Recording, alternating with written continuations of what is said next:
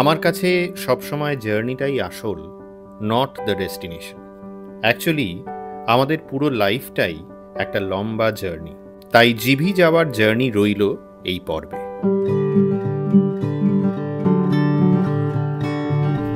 Good morning from Punjab. এখন আমরা hotel থেকে বেরোলাম, আমরা যাচ্ছি জিভি। জিভি যেতে 6 ঘন্টা লাগবে, 6-6.5 ঘন্টা, কিন্তু হিমাচল টাচ করব এই 2-2.5 ঘন্টায়। তার মাঝখানে খাওয়া আছে। গরম গরম আলুর পরোটা খাওয়ার মজাই আলাদা। আজ রবিবার 8ই ডিসেম্বর 2024। আমাদের সারথি এই ট্রিপে অঙ্কেশ মান্ডি বলে একটা জায়গায় থাকে। পাঞ্জাব এসে আলু পরোটা খেলাম ঠিকই, কিন্তু মনটা ঠিক ভরল না। একটা প্রপার পাঞ্জাব ট্যুরে এসে ভালো করে আলু পরোটা খেতে হবে। আই বাটন আর ডেসক্রিপশনে দিয়ে রাখলাম আগের পর্বের লিঙ্কটা।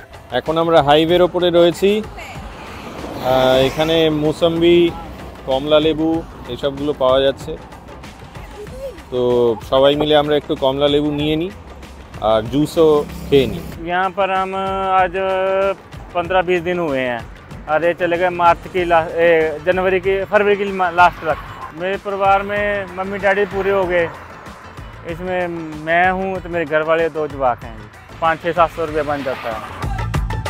ফ্রেশ জুস খেয়ে ফ্রেশ হয়ে আবার শুরু করলাম যাত্রা। এখান থেকে জিভি ওই 180 কিলোমিটার।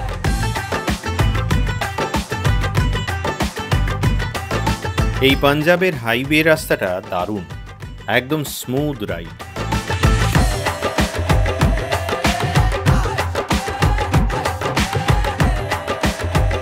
আমরা চলেছি NH 205 দিয়ে। এটা পাঞ্জাব আর হিমাচল প্রদেশকে কানেক্ট করে।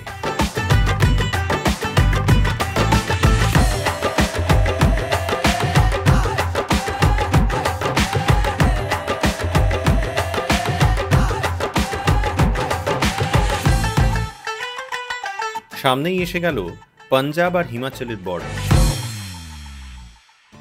আমরা হিমাচল প্রদেশে ঢুকে পড়লাম। আস্তে আস্তে ল্যান্ডস্কেপটা চেঞ্জ হয়ে গেল, ওয়েদার চেঞ্জ হয়ে গেল। আমরা সবাই একই আছি, শুধু এক্সাইটমেন্টটা আমাদের মধ্যে আরো বেড়ে গেল। হিমাচল প্রদেশকে বলা হয় দেবভূমি, আর এই রাস্তায় রয়েছে অনেকগুলো টানেল।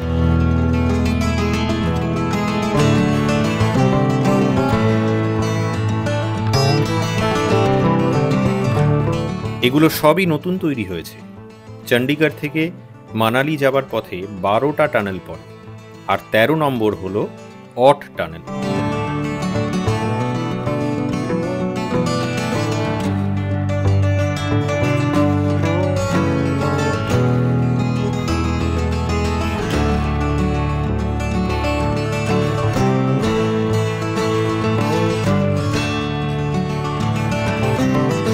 একদিক দিয়ে সাটলেজ বা শতদ্রু নদী বয়ে চলেছে।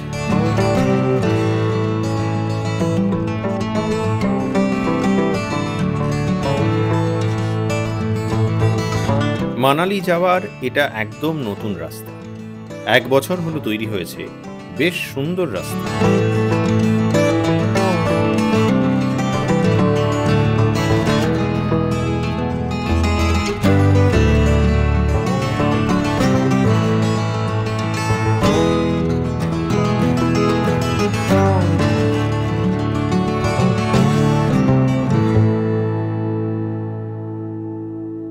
অনেক জার্নি করার পর ফাইনালি আমরা পৌঁছালাম একটা ধাবাতে। ড্রাইভার একটা ধাবায় নিয়ে এসেছে, দেবভূমি ফুড জাংশন। দেখা যাক এখানকার ব্রেকফাস্ট কেমন। আমরা ওই আলুর পরোটা একটু খেয়েছি, কিন্তু এখানে চা আর নানান ধরনের ব্রেকফাস্ট আইটেমস কি আছে দেখি।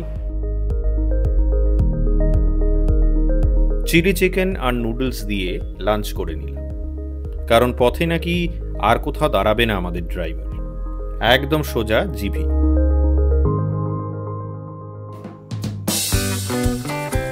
আবার শুরু হলো প্রশস্ত রাস্তা আর অন্ধকার টানেলের মধ্যে দিয়ে যাত্রা।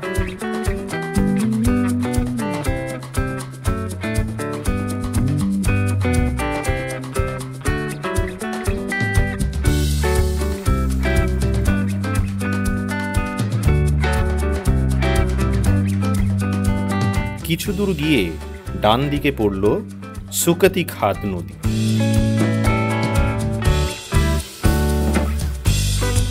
এরকম একটা ঝকঝকে নীল আকাশ দেখলে মনটা আপনা থেকেই ভালো হয়ে যায়। যদিও এখনো সেরকম পাহাড় শুরু হয়নি, তবে দূরেই দেখা যাচ্ছে হিমাচলের পাহাড়ের দৃশ্য, আর ওই দিকেই আমরা যাচ্ছি।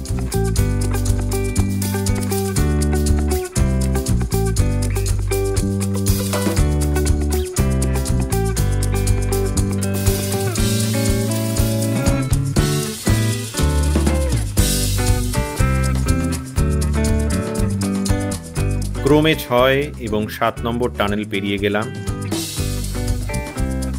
হ্যাঁ, এই 7 নম্বরটা পেরিয়েই বুঝলাম পাহাড়ের দেশে ঢুকে পড়েছি।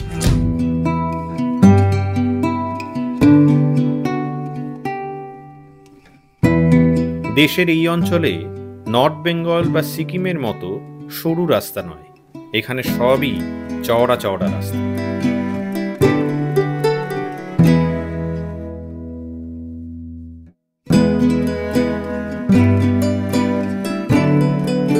পাহাড়ের বিস্তার দেখে সত্যিই চোখে ঘোর লেগে যায়।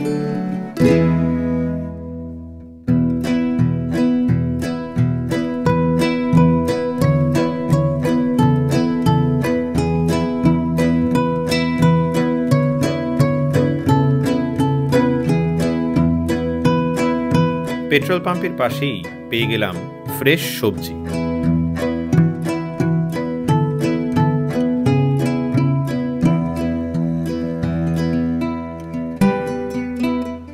মাঝখানে আমরা একটা ব্রেক নিয়েছিলাম, মানে আমরা নিইনি, গাড়িটা নিয়েছে।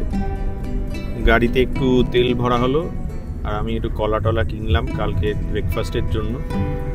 এবার এখান থেকে জিভি মোটামুটি ওই 2 ঘন্টা মতো লাগবে।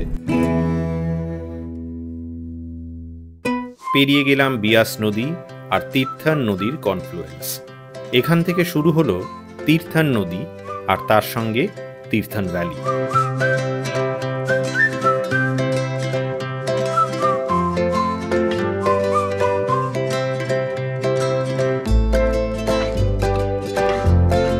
এত সুন্দর তীর্থান নদীর পাড় ছেড়ে আসতে একদম মন চাইছিল না।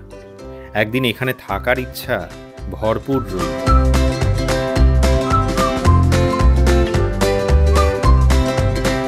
তীর্থান নদীর পাশেও কিছু হোমস্টে রয়েছে, আপনারা এখানেও 2 দিন থাকতে পারেন।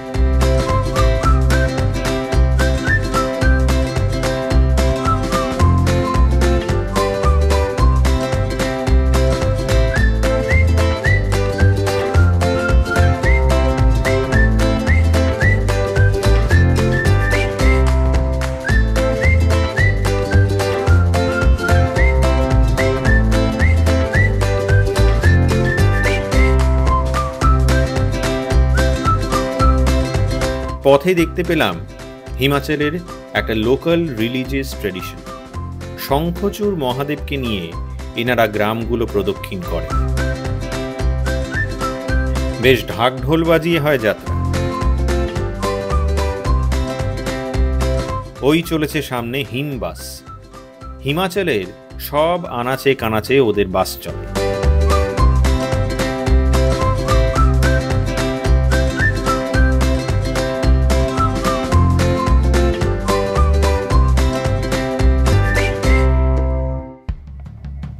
এইবার আমরা অলমোস্ট এসে গেছি জিভি গ্রামে।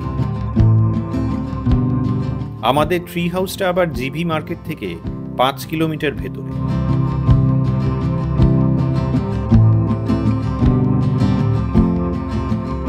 ঘন পাইনের জঙ্গল দেখে সত্যি মনটা ভরে গেল।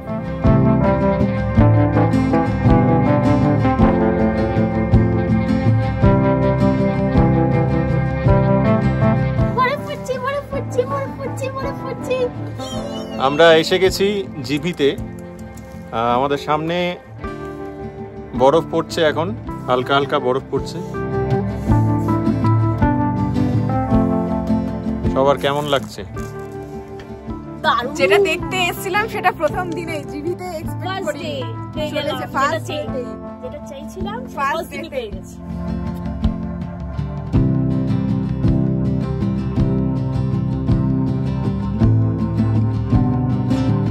প্রায় 7 ঘন্টার মতো ড্রাইভ করে তারপরে ফাইনালি আমরা পৌঁছলাম জিবিতে। জিবিতে এখন ওয়েদার বলছে অলমোস্ট 0 ডিগ্রি, 1 হবে। বরফ পড়াও শুরু হয়ে গেছে। কালকে আমাদের এখান থেকে জিবির আশপাশের কিছু সুন্দর সুন্দর জায়গা দেখার কথা আছে। বরফ বেশি পড়লে দেখতে হবে কোন কোন জায়গা আমরা যেতে পারি, কোন কোন জায়গা যেতে পারবো না। আপাতত আমরা এখানে একটু স্ন্যাক্স ফ্যাক্স খাবো। আমরা রয়েছি একটা খুব সুন্দর কোজি ট্রি হাউসে। এখানের ব্যালকনি থেকে দেখা যাচ্ছে তীর্থন ভ্যালিটা।